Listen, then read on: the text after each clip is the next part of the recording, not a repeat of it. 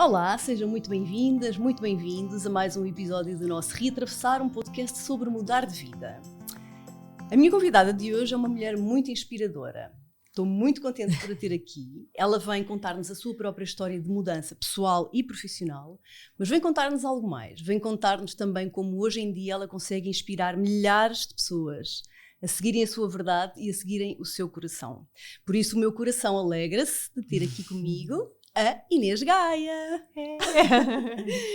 Finalmente concretizamos. Finalmente conseguimos. É muito bom ter-te aqui, querida Inês, mesmo. Sei que o teu contributo aqui para o nosso Reatravessar vai ser muito bom, porque tu és uma pessoa muito inspiradora e inspiras muita gente. Obrigada, e é mesmo Rita. um privilégio ter-te aqui. Também é um privilégio cá estar.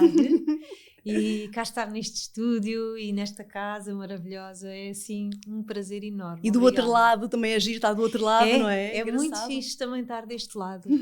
É esta dança de mudar de perspectiva, é ótimo. É ótimo. Olha, vamos começar do início. Eu gosto sempre de fazer esta pergunta aos meus convidados, que é: a Inês, pequenininha, quando era pequenina, a Inesinha, o que é que ela queria ser quando fosse grande? Tinha um sonho? Tinha uma ideia? Ai, tinha muitos sonhos. Eu sempre fui muito sonhadora. Eu queria ser bailarina, queria ser cantora, queria ser jornalista.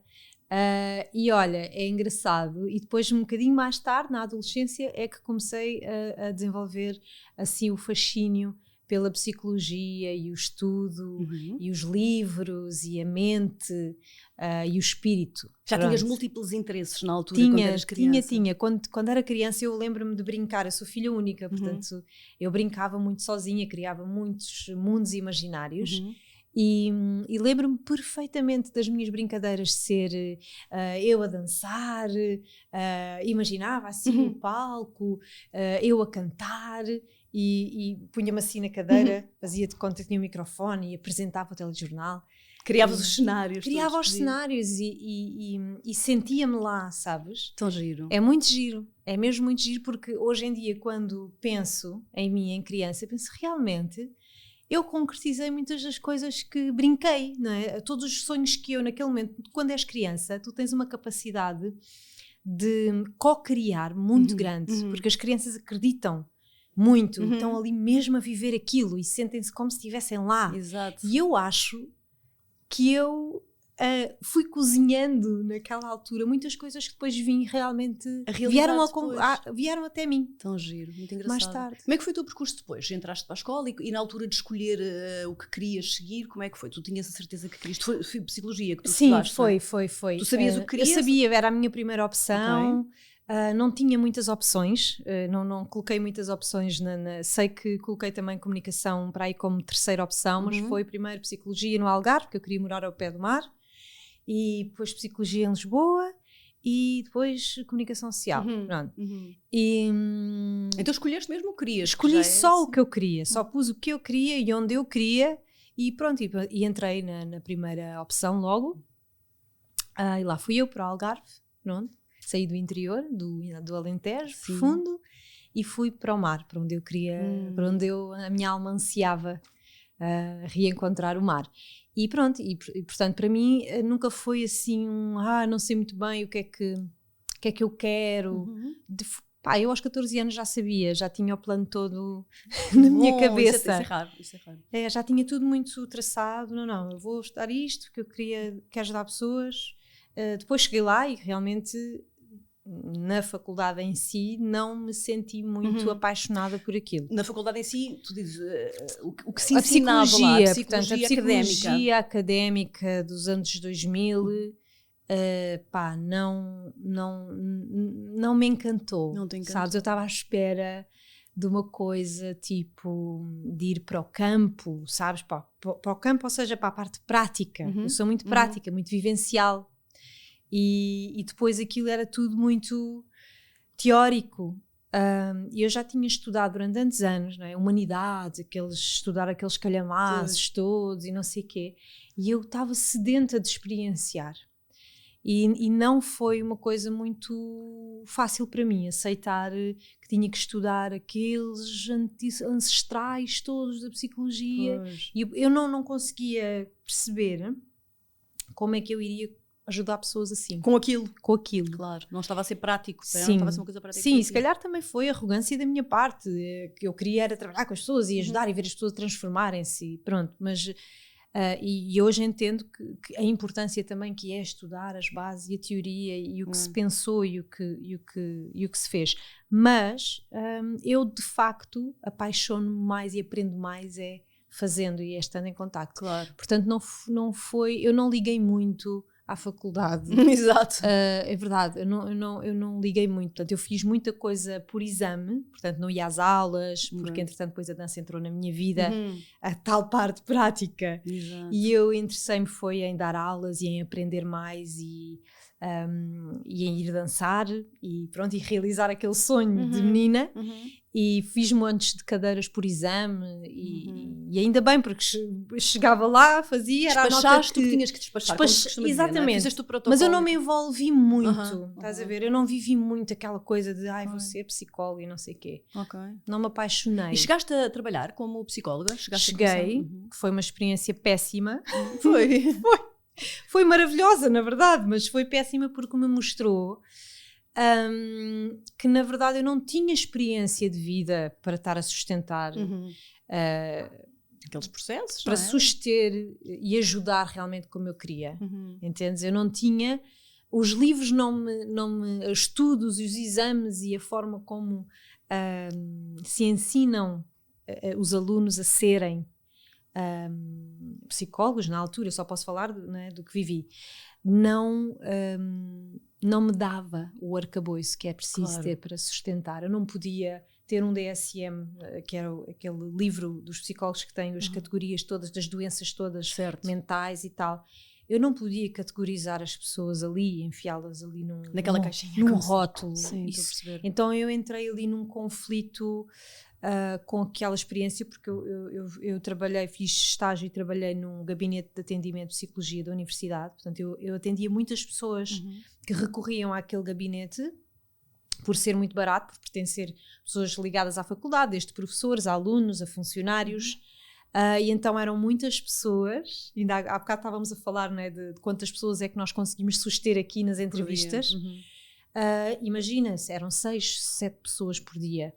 Eu chegava a casa desconsolada completamente, porque envolvia-me demasiado emocionalmente com as histórias e depois entrava em conflito porque não as conseguia categorizar ali na terapia cognitivo-comportamental, que era a minha área, não é? Claro. E então senti, isto não é para mim. E foi um momento, como é que foi isso? Houve um momento em foi que um processo, foi um caminho, foi perceber que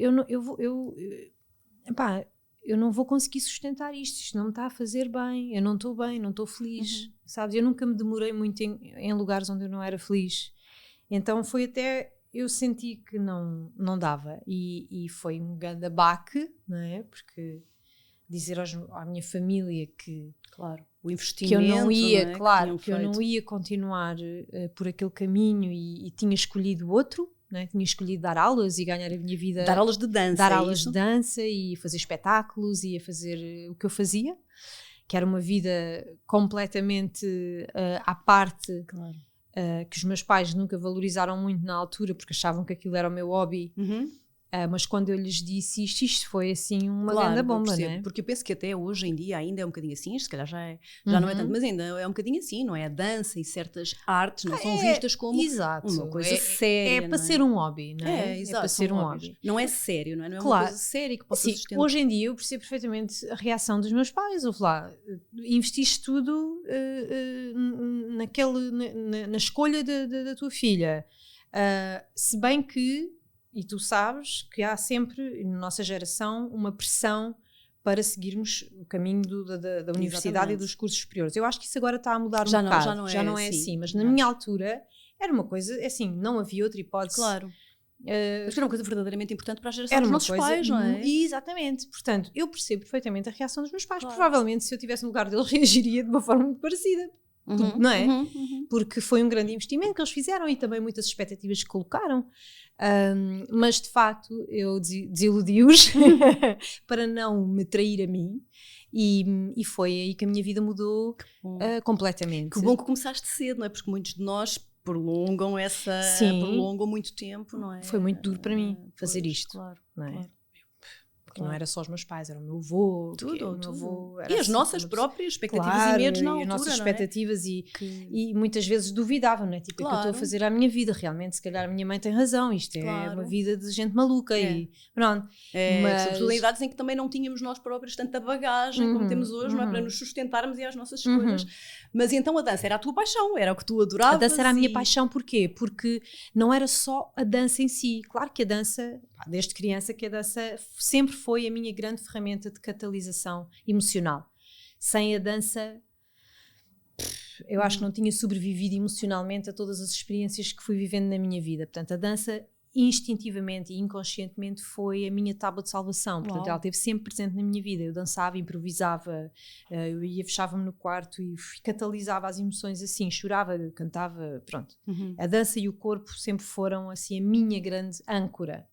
Portanto, quando depois na faculdade conheci um rapaz que era professor de dança e era bailarina, aquilo juntou-se ali tudo e muito rapidamente eu gostava de dançar, tinha algum jeito e muito rapidamente já estava por aí pelo país inteiro e cheguei a ir lá fora também. Mas fazer mesmo profissional, sim, então? Sim. Durante uns anos fui mesmo profissional. E tinha mesmo uma escola de dança, entretanto separei-me desse relacionamento e fundei a minha escola de dança. No Algarve? Com 23 anos, no Algarve. Ai, que bom, não sabia disso. Sim, era a Free Dance Academy. Aula Free Dance, exato, já tinhas aí hoje. E o que é que era? E que dançavas o quê? Era danças latinas, na altura foi quando surgiram também as danças africanas, o iniciozinho das danças africanas em Portugal. Era uma disciplina coreográfica só para mulheres, para trabalhar o empoderamento. Isto ainda bem antes de eu entrar a longe fundo, de passar por a cabeça longe do desenvolvimento pessoal. Portanto, tinha 23 anos, tinha a minha escola de dança, que comecei do zero, fazia o Algarve inteiro, andava sempre, dava aulas ali, desde Faro, São Brás, Lolé, Silves, da outra ponta. Pá, eu andava Vila Moura. Isto era o meu dia-a-dia, todos os dias. Portanto, o meu dia-a-dia era... Muito bom. Tu aos 23 anos já tinhas tido 2 reatravessares, não é? Já tinhas ido para a psicologia, já tinhas percebido que não era para ali. Isso é muito interessante, não é? Já estavas na segunda vida. Já. Com uma escola de dança tua. Com uma escola de dança minha, que tinha uma amiga e parceira que dava aulas comigo e depois começou a ter também as suas próprias turmas. Foi assim crescendo. E pronto, e foi maravilhoso. Depois fiz produção de espetáculos. Tão bom. Depois fiz... isto foi evoluindo. Depois fazia também subcontratação de colegas... isto ainda é muito nova, subcontratação de colegas dançarinos e músicos para trabalharem nos hotéis, uma espécie de empresa de eventos, mas ligada à área artística, porque eu conhecia as pessoas e os hotéis chamavam-me para organizar eventos e festas temáticas. Que bonito. Então, estava tudo assim... Estava bem, tudo assim. Estavas a ter sucesso, estavas com uma boa empresa. Como é que daqui passas para o teu reatravessar seguinte, não é? Por isso eu queria muito ter-te aqui, porque tu já tiveste vários. E... Como é que tu passas para o teu reatravessar seguinte, que foi o trabalho feminino, não é? Com mulheres. Sim. Então, quando eu me separei, eu estava muito mal emocionalmente. Tanto que, pronto, fiquei sem nada, uma mão à frente, uma atrás, não é? Era uma miúda muito nova, tinha uma vida assim de passar muito dinheiro pelas mãos, muitas pessoas, muitos espetáculos, e de repente aquilo tudo desapareceu, assim, não é? E com o fim dessa relação foi o fim de toda aquela vida que eu tinha e caí assim num grande buraco. Foi maravilhoso, porque foi uma desilusão. E as desilusões são brutais, não é? Porque significa que nós nos iludimos, que nós nos mentimos, que nós... Então... mais à frente conseguimos ver. Mais à frente conseguimos ver. E eu caí aí nesse buraco, nessa profunda depressão, na escassez. Foi assim uma fase muito difícil. E pronto, e aí eu procurei ajuda terapêutica para lidar com as minhas emoções, foi assim o meu primeiro contacto com aquilo que me apaixonava verdadeiramente e que eu procurei na psicologia. Exato. Sabes? E que encontrei na dança, que era a ligação humana que eu ia buscar à dança. Então, com a terapia, eu comecei a fazer o meu processo de autodescoberta e apaixonei-me por aquela abordagem, apaixonei-me por aquela coisa de sermos nós mesmos, sabes? E que o terapeuta, a pessoa que nos acompanhava, era simplesmente um facilitador, alguém que estava ali a suster, mas que éramos nós que íamos nos descobrindo, e eu achei aquilo fascinante, e então fiquei viciada. Viciada no buscar, na cura, na minha própria cura, e fui começando a investir em retiros para mim, tudo para mim, para a minha cura, para a minha autoestima, desenvolvimento, assim. para o meu desenvolvimento. Continuava a dar as minhas aulas, continuava a trabalhar e reinvestia esse dinheiro todo. Portanto, eu basicamente só tinha dinheiro para pagar as minhas contas. O resto era todo reinvestido naquilo que eu podia fazer de cursos, formações, retiros, terapia. Investimento em ti mesmo. Investimento em mim, na minha cura pessoal. E pronto, portanto, isto depois foi um processo muito orgânico, porque eu comecei a ir levando para as minhas aulas aquelas ferramentas e comecei a ir ajustando as ferramentas que me tinham transformado. Eu quis sempre partilhar.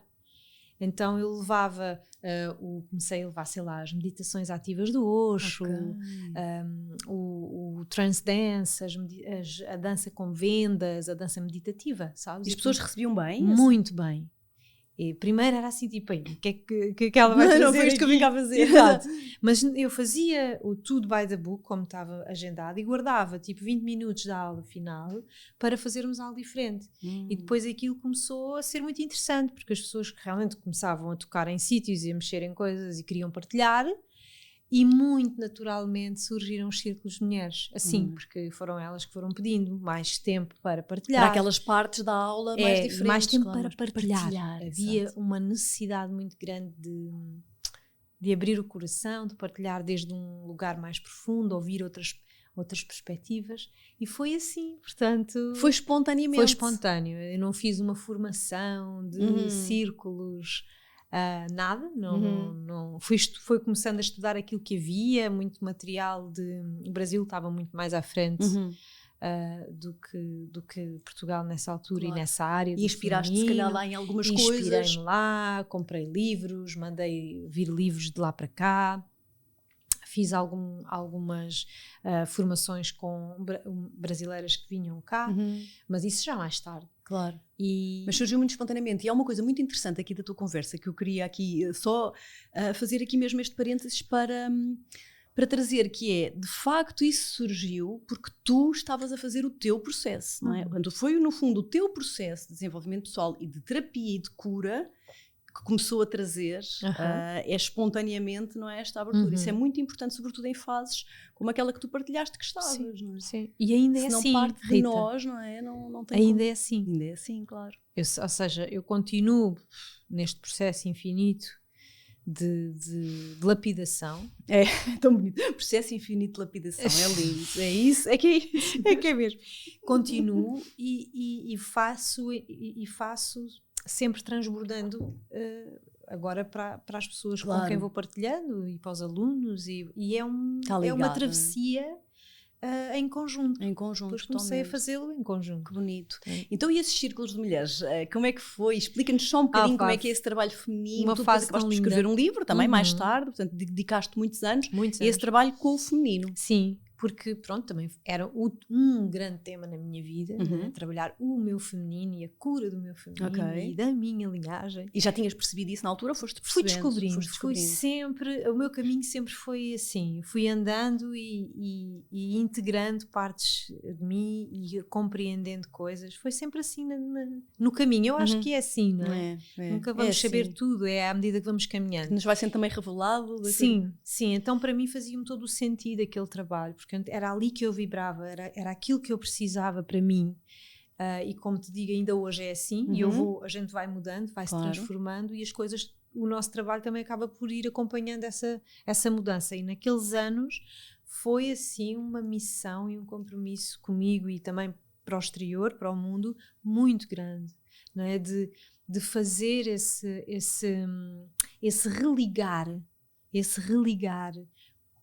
com essa energia feminina, com essa capacidade intuitiva, com essa sabedoria, conhecer o universo feminino e experienciá-lo foi das coisas, e ainda é das coisas mais fascinantes e misteriosas de sempre na minha vida, porque o universo feminino e estar entre mulheres é assim, não dá para... Olha, até me estou a arrepiar, porque tu entras... eu cada vez que abria um círculo ou um retiro de mulheres, é uma força, sabes? Não somos só nós que estamos ali, nós estamos a representar uma coisa que é maior do que nós. Muito maior do que nós, claro. É uma coisa que é muito maior de nós. E o feminino é um mundo, é um universo de cura. O feminino é a cura, o feminino é a criatividade, o feminino é a ancestralidade, sabes, é a Mãe Maria, mas ao mesmo tempo também é a xamã, é assim uma coisa. Nós somos tão plurais que eu aprendi tanto sobre mim e vivi coisas que não se explicam por palavras, claro. Que é realmente um religar e é um recordar de uma coisa que nos transcende completamente. É muito incrível, eu gosto muito de trazer este tema aqui, sabes, porque eu também já fiz trabalho com mulheres e acho que é das coisas mais curadoras. Infelizmente hoje em dia já é uma coisa muito mais falada e já é muito mais aberta e as pessoas já sabem, mas ainda assim ainda detecto uma pontinha de preconceito às vezes em nós mulheres. Ai, mas só de mulheres se calhar não quer, não é? E assim, gosto sempre de trazer para aqui porque é das coisas mais curadoras que existe, não é? As nossas feridas são todas comuns, nós estamos todas sintonizadas, é um processo mágico. É um processo mágico. É exatamente como tu disseste, não se explica muito bem, não é? Sim. É um e eu fui mágico. percebendo ao longo dos anos no trabalho com mulheres as várias missões dentro desse propósito que me iam sendo reveladas, não é? Uma delas é essa, de fazer as pazes entre nós, não é? Algures no espaço e no tempo ficou aqui gravada uma mentira, não é? Coletiva, de que as mulheres não são de confiança e de que não se pode confiar nas mulheres e isto criou aqui tantas barreiras entre nós. Claro. E estes encontros começaram a ter essas várias missões dentro do propósito, não é? De desmistificar isso, não é? De que nós não somos uma irmandade, que nós não somos irmãs. Como assim? Nós só somos irmandade, nós só somos essas mulheres irmãs. E foi lindo, não é? Ver todo esse trabalho, de ver as mulheres realmente a abraçarem-se, a perdoarem-se entre si, não a perdoarem-se a nível pessoal, mas sabes, um todo coletivo, claro, que nós fazer esse trabalho, não é? Porque todas nós estamos a representar todas as mulheres da nossa vida. Claro. Então foi muito fazer esse trabalho de fazermos as pazes entre nós, de fazer as pazes de nós para connosco, para com o nosso corpo, voltar para um lugar de respeito pelo nosso corpo, pelo nosso templo, pela nossa ciclicidade, pelo o facto de sermos mulheres místicas, de termos uma conexão espiritual muito profunda e por muitas vezes há muito aquela coisa e na altura quando comecei havia isso, só de mulheres, isso é o quê? Bruxaria? O que é que vocês vão fazer? Ainda rituais? De coisa, okay. Sim, ouvi, sim, óbvio, claro. Imagino. Rituais? O que é que vocês vão fazer de rituais? Até um bocadinho assustador, se calhar, não é? Sim, não é? Havia assim uma coisa por este medo de voltar a reconectar com com este nosso lado que é profundamente sábio, que é profundamente espiritual, não é? E poderoso até, e poderoso, portanto, não é? este medo também de assumir esse lugar, claro. esse poder. Então, outra missão que trabalhávamos muito era este empoderamento, desde um lugar de, ok, vamos ocupar o nosso lugar sem medo, não é? Claro. Vamos ser quem somos em essência sem medo, está tudo bem, em continuarmos a ser as mulheres, as executivas e as empreendedoras, mas também podermos ser estas mulheres intuitivas e estas mulheres sábias e estas curandeiras que somos naturalmente, não é? Somos essas mulheres sensitivas. Sim. Não é? E deves ter assistido a muitas coisas maravilhosas, não é? A muitas curas, a muitas. A cura de uma é a cura de todas, não é? E, portanto, também deves ter sido muito abençoada nesses anos que fizeste esse trabalho. Não é? Que maravilha. Muito. Que bom. Depois culminou com um livro. Culminou com um livro. Eu senti que a minha missão também estava a sofrer ali uma grande reestruturação e foi quando surgiu o convite para escrever um livro. E quando surgiu o convite, ainda estávamos em 2019, 2018, 2019, eu senti, ok, pronto, é porque já estou numa fase fusional. Como é que se chama o livro? Agora não me estou a recordar. Sagrado Feminino. Sagrado Feminino, exato. Estou numa fase fusional também de transição, mas quero deixar de alguma forma este legado, de alguma maneira, claro. Ficar aqui. E então foi aí que comecei também com o livro, também foi esse processo de transição. Claro. E é um livro muito bonito. Por acaso não me lembrei de te pedir para trazeres, para mostrarmos aqui. O Sagrado Feminino é um livro lindo, que tem imagens maravilhosas, fizemos fotografias ensaio incríveis, com várias mulheres de várias idades, é assim uma coisa linda. Eu ofereci o livro à minha mãe e foi engraçado hoje quando ela disse, quem é que vais entrevistar hoje? Eu disse, Inês Gaia. Ela disse logo, a menina do livro. Então sabes, é assim um legado muito bonito que tu deixaste, que eu acho que era, pelo menos na altura que publicaste, foi único, né? Não havia muito sobre o tema em Portugal, editado em Portugal. Sim, eu acho que não havia muita coisa escrita em português de Portugal. Sim, português de Portugal, claro. E foi assim, é um livro mesmo que eu recomendo que vocês espreitem e comprem, porque é lindo, vale mesmo a pena. Obrigada. E estavas a contar que o livro estava a fechar mais ou menos um capítulo da tua vida, não é? Sim, é assim, isto nunca se fecha, não é? Não é propriamente um fechar de um ciclo, mas foi uma forma de marcar uma transição. Outro reatravessar. Como é que foi essa parte? Eu tenho muita curiosidade e quero trazer muito isso para aqui.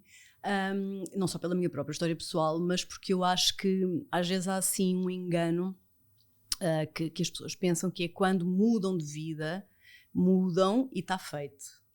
E não é?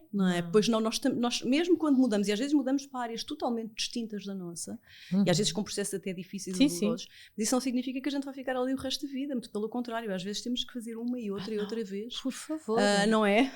Por favor, porque é assim, para mim, é assim, mesmo que tu fiques para sempre a fazer o mesmo trabalho, há sempre twists que têm que acontecer, porque tu mudas, não é? A vida, toda a vida é movimento, não é? Tudo está em movimento, tudo, absolutamente tudo. Então, nós estamos sempre em movimento. Claro. Se aquilo que nós fazemos ou que nós oferecemos ao mundo não acompanha esse movimento, há um choque, não é? Porque tu não podes estar a ser uma pessoa aqui e outra ali. Exatamente. Por isso é que muitas pessoas, principalmente profissionalmente, entram em conflito. Exato. Porque vão se transformando, vão fazendo outras coisas, vão se entusiasmando com outras coisas, mas depois, ou seja, começam a ter duas vidas quase, sabes? Sim. São aquela pessoa ali que continua e depois ali tens que... Já não corresponde, já não há uma correspondência energética. Isto não quer dizer que tenhas que mudar tudo, mas tens que ir fazendo mas twists. Tens que ir, claro, tens. E como é que tu... Então, tu estavas bem nessa área, estavas a adorar a trabalhar com mulheres, já estavas há alguns anos, não é, nisso, depois criaste cursos, tudo isso. Sim, há uns 7 anos. Como é que foste sentindo que havia outras coisas? Como é que isso foi? Que tinhas que dar outro passo? É difícil de explicar isso, sabes? Eu fui... olha, a melhor maneira de te explicar este processo. Eu comecei de baixo para cima, ou seja, no meu caminho e na minha busca pessoal, comecei muito pelo o xamanismo, a terra, o enraizamento. Foram assim muitos anos nesse trabalho e nesse estudo, e depois fui-me conectando também à meditação, às técnicas de respiração, a trazer mais coisas deste lado mais espiritual para esta parte que eu tenho muito fácil, que é o ser prática, o ter uma linguagem simples. E então começou assim a chegar muita coisa e muitas inspirações. Por volta do 2019, 2020 foi a derradeira transformação. Porque eu já não sentia que queria só trabalhar com mulheres, eu queria abrir o campo a homens e a mulheres, estava pronta para isso. No meu próprio processo pessoal estava pronta para fazer esse trabalho, e depois começaram a surgir inspirações de outros trabalhos completamente distintos daquilo que eu tinha feito até ali, como os ativadores da nova era. Porque é mesmo muito diferente, não é? Um trabalho é muito diferente. Sim, do que faz era agora. mais focado era mais focado... Já é para homens e mulheres. Sim, para homens e mulheres, muito focado na cura emocional, muito focado em trabalhar a tua história de vida através de práticas de respiração. Fui criando o meu método, portanto o meu método de trabalho foi ganhando forma, com técnicas específicas. Então foi uma transição em que o sagrado feminino, o caminho do xamanismo, da terra, de tudo o que eu tinha percorrido ao longo daqueles anos, agora estava para se integrar. Olha, foi assim, o meu céu com a minha terra integrada aqui no centro, tão no lindo, coração. Tão bonito. E pronto, e cada vez mais tem sido esse o meu foco, de integrar estes dois campos e estas duas energias também, e o feminino e o masculino. E criaste esse curso e esse trabalho que fazes agora e continuas a fazer, que é os ativadores da nova sim, era.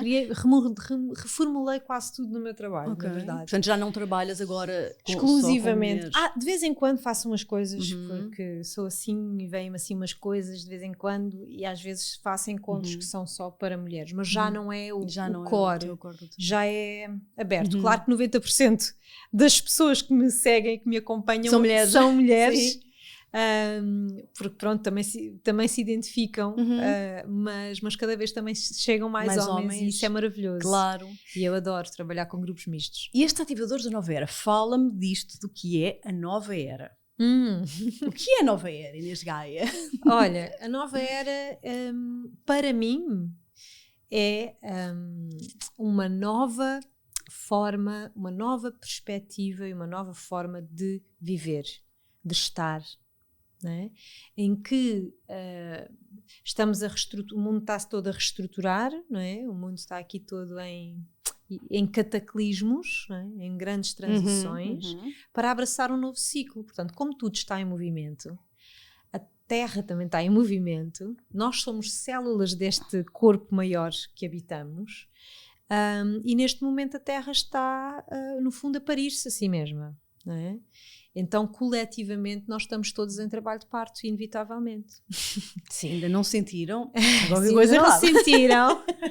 Porque efetivamente estamos mesmo. E efetivamente estamos, não é? Sim. E o que é um parto? É uma morte, não é? É uma morte para que aconteça um renascimento, de uma nova versão de nós. Claro. Então, quando nós mulheres parimos, estamos-nos a parir a nós mesmos para parir aquele filho que também está a nascer, que é uma nova versão. Exato. Da vida, de nós, enfim. Então eu sinto que é o que estamos a viver agora. Portanto, tudo é cíclico na vida, no universo, na natureza. Portanto, basta olhar para a natureza para nos entendermos melhor. Não é? Tudo é cíclico, claro. Tudo não é? Nasce, cresce, desenvolve-se, floresce, morre um dia e volta-se ao ciclo, não é? Claro. Então nós estamos na fase transitória, não é? Nessa fase que é muito fusional, não é? Que ao mesmo tempo morre e nasce, e a nova era será, ou já é, porque já é, de um lado temos a morte, do outro lado já temos a vida. Já estamos a nascer? Sim, eu sinto que sim, eu sinto que nós neste momento estamos a viver a destruição, mas não é uma coisa tipo, assim como um parto, não é uma coisa estanque, tipo, tu morreste agora, daqui a bocado nasces. Não, tu morres e nasces ali naquele processo todo. É um processo, não é? Não há uma separação, há um momento em que se encontra a morte e a vida. E há ali um ponto em que elas se tocam. E é um bocadinho nesse momento que nós estamos, não é? Eu sinto que sim. Eu também sinto que sim. Eu sinto que sim. Que por um lado temos a destruição, temos a morte, temos o conflito, temos todas as estruturas velhas a caírem, e do outro lado estão coisas lindas a nascer. Sim. Também. Então já estamos nesse processo de ver o novo, enquanto também vemos o velho a morrer, em nós e no mundo. Claro, né? Claro. E isso é uma mensagem muito bonita para trazer agora, porque nós estamos aqui a falar com esta leveza, mas efetivamente é muito duro para algumas pessoas, e há muita gente, tem muitos sítios que estão a passar processos. É duro para muito todos duros, nós, não é?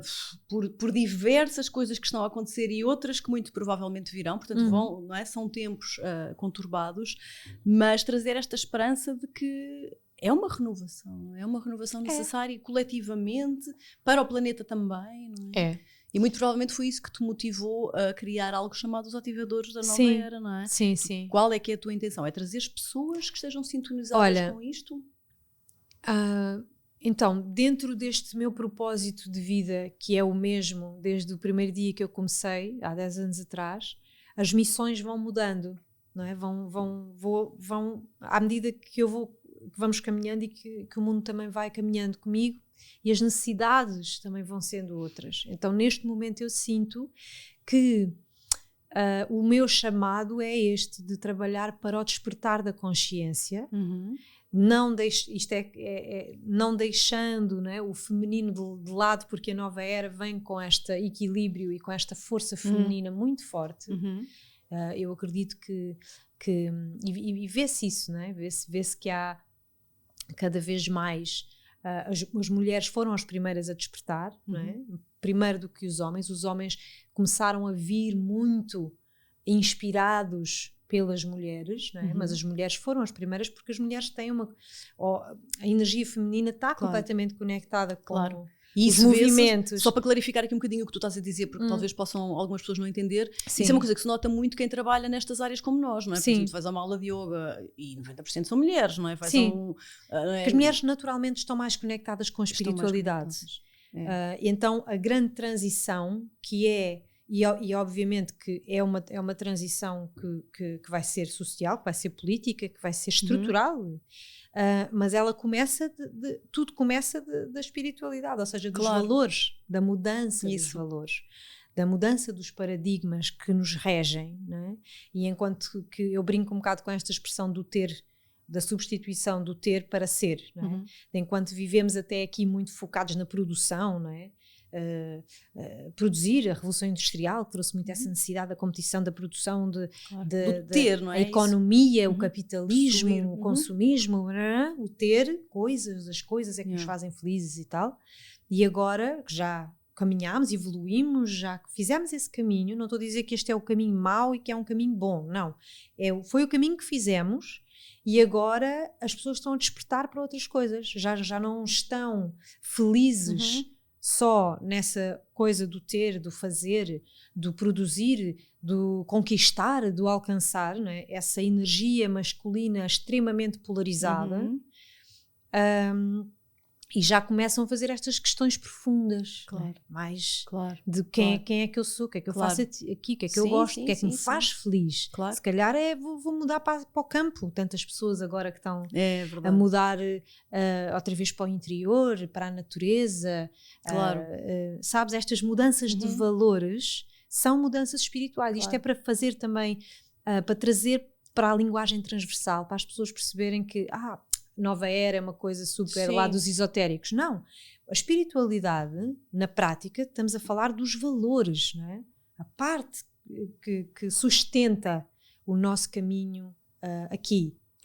Com são certeza, os valores. com então, certeza. Os valores estão conectados com este lado mais elevado, mais espiritual. Claro. E esta questão também que trouxeste, não é? Dessa coisa do feminino masculino, que nós todos temos dentro de nós, não é? Nós mulheres também temos uma parte masculina, os homens têm uma parte feminina, não é? Precisamos muito dela. Que tem que ser equilibrada também, não é?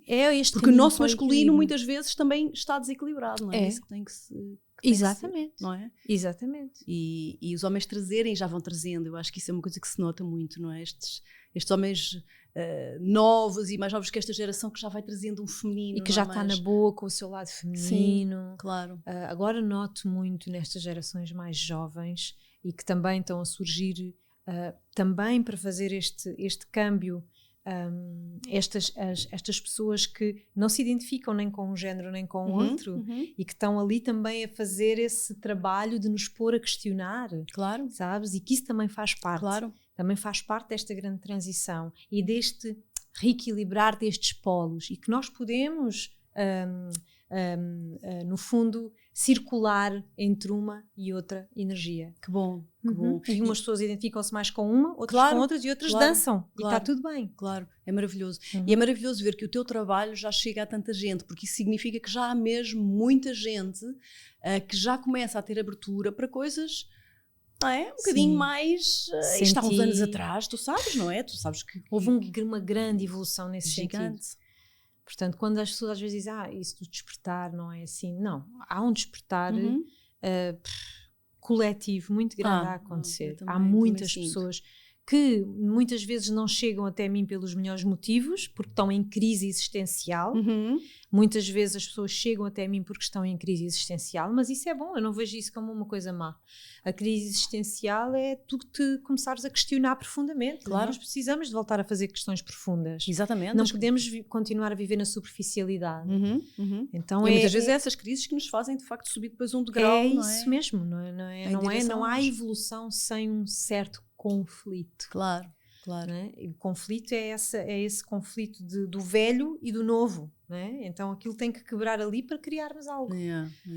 Olha, depois veio um segundo livro. Depois veio um segundo livro. Como é que se chama o segundo livro e como é que ele apareceu? Que é precisamente a Nova Era. Chama-se a Nova Era. Chama-se a Nova Era. Eu esse não conheço ainda, mas conta-me um bocadinho dele. A Nova Era, no fundo, é a minha reflexão sobre o momento que estamos a viver e sobre as possibilidades daquilo que virá e de como é que nós podemos criar esse novo mundo dentro para fora, sabes? Então eu não vejo a Nova Era como uma coisa que vai acontecer fora e que nós vamos ver de repente um mundo diferente. Não, vai ser um processo mais ou menos longo.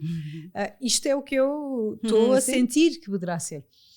E que vai, obviamente, depender do despertar individual de cada pessoa. Então, o livro é sobre isto, é sobre despertar esse novo mundo de dentro para fora. Dentro de cada um de nós, não é? Cada um de nós.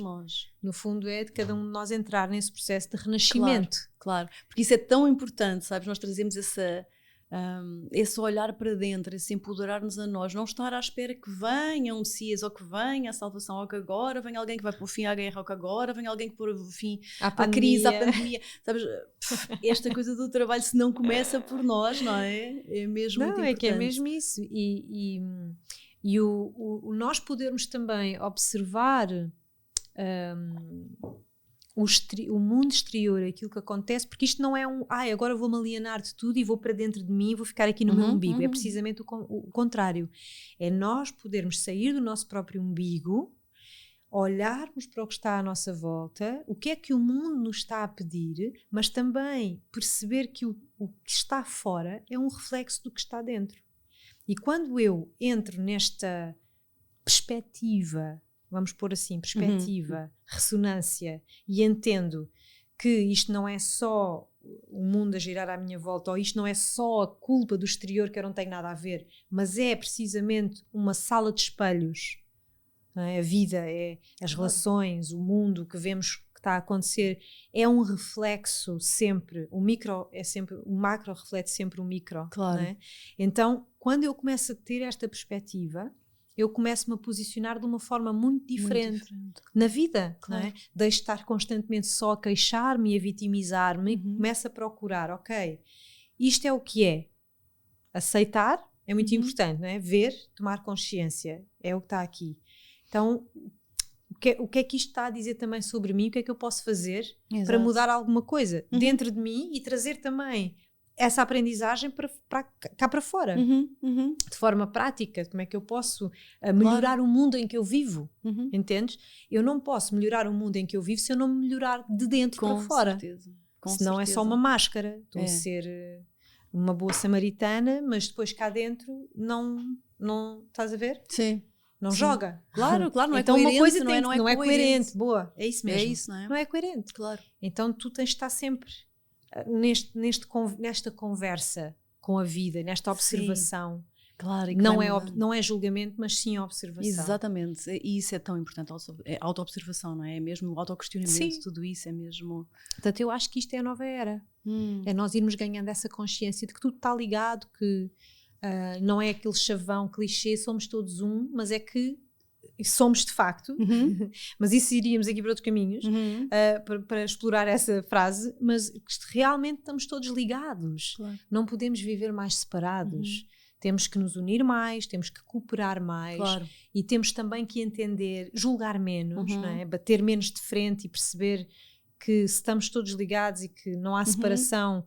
Eu tenho sempre coisas a aprender com tudo e com todos. Portanto, é isto que eu acho que será ou poderá vir a ser a mudança de paradigma. Tão bonito. Olha, eu sinto-te assim muito, muito realizada numa fase de vida, não é? Com muita realização. Sentes que tens uma missão? Eu sinto que tenho um propósito e que tenho várias missões dentro várias missões num propósito. Sim, sinto que tenho um propósito e que vão surgindo várias missões dentro desse propósito. E conseguirias descrever qual é que é o teu propósito? Eu acho que o meu propósito é recordar-me de quem sou, de expressar essa essência e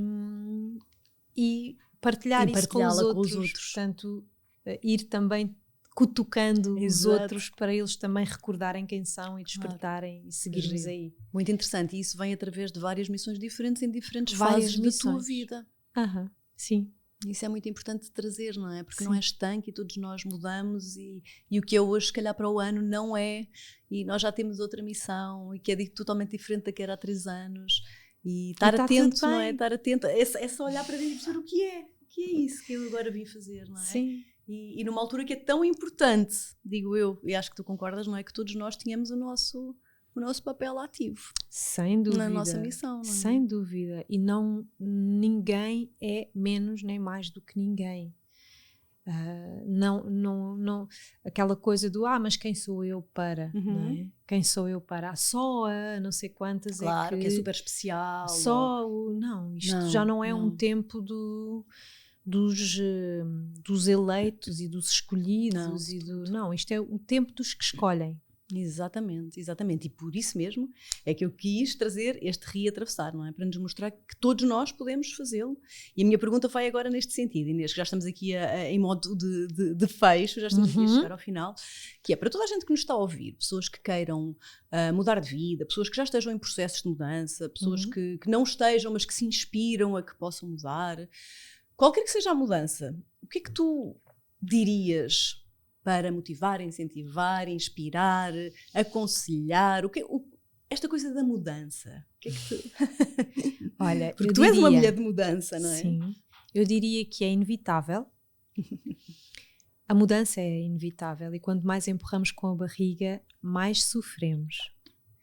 E eu diria que a mudança ou este reatravessar, quando nós sentimos este impulso para a mudança, vale mesmo a pena seguir esse caminho, com tudo o que isso implicar, porque as mudanças, lá está, não são só flores não é? São as tais mortes e renascimentos. Toda a mudança é esta morte e renascimento, não é? Este processo. Que às vezes é doloroso, como tu disseste. Que traz dor, não é? Mas não tem que trazer um sofrimento. O sofrimento, ele vem da nossa resistência. Às vezes o nosso coração quer já, não é? Ou já está lá, não é? Imaginando, olha, vou trazer aqui o exemplo de ir para o campo, por exemplo, não é? Ou de mudar de vida, de missão, de trabalho. O nosso coração já está lá, já se sente, já... E depois nós resistimos, não é? Porque a mente vem, não, mas agora já tens toda uma vida aqui, vais largar toda esta segurança. Já não tens idade para isto. Já não tens idade para isto, claro, não é? Tanta coisa que e gera-se aquele conflito. Mas eu diria que vale mesmo a pena seguir o coração, porque na verdade é ele que nos mantém aqui vivos, não é? E que nos guia. Então, por mais... dolorosa que possa ser, eu acho que vale sempre a pena seguir o coração, porque acho que é a bússola, não é? Ela está certa. Às vezes nós não conseguimos ver um palmo à frente, mas se fecharmos os olhos, nós sabemos a resposta imediatamente, porque já lá está, nessa realidade. Claro. Não é? E nós sabemos, não é? A diferença entre essa voz, que é a voz da mente ou a voz do coração, nós no fundo sabemos, não é? Exatamente, portanto eu diria exatamente isso, que vale mesmo a pena mudar, com tudo o que isso implicar, porque vai obviamente implicar muitas coisas, mas eu acho que nós estamos aqui para viver, não é? E não só para existir. E viver implica ser fiel a essa vontade do coração, a esse propósito que nos chama, que nos faz vibrar. Então, o que é que nos faz vibrar? Claro. E vamos a isso, porque é tempo, não é? É tempo de mudarmos todos para aquilo que o nosso coração o nosso lugar. Chama. E o nosso lugar, nós só podemos ocupar o nosso lugar se tivermos o coração no sítio certo. E senão não dá. Isso, olha. Obrigada, Inês, por teres o teu coração no sítio certo e com isso teres conseguido também colocar tantas pessoas a ouvirem o seu coração, porque é isso que tu fazes. Obrigada, Rita. Obrigada também por ti, por este projeto lindo, olha, estive ali sempre fixada naquele olho que tudo vê, que vê a luz. E obrigada por ocupares o teu lugar e trazeres essa inspiração a tantas pessoas que te ouvem. Obrigada. Olha, se as pessoas te quiserem encontrar, onde é que vão conseguir encontrar-te, seguir as tuas coisas? Conta-nos tudo. Olha, podem me encontrar por aí nessa internet. Por aí, nessa rede. Fora. No meu Instagram, Inês Gaia. Inês Gaia é muito simples, não é? Sim. O teu site também? O meu site também, inesgaia.com, portanto é muito fácil. E verem todas as coisas maravilhosas que tu fazes. Que bom, minha querida, uma vez mais, muito obrigada por teres vindo. É muito bom ter-te aqui e ver-te assim brilhar esses olhinhos lindos. Obrigada, minha querida. Obrigada. Foi um prazer. Obrigada a todos, espero que estejam tão inspirados como eu estou. Encontramos aqui para a semana com mais uma história de reatravessar. Até lá!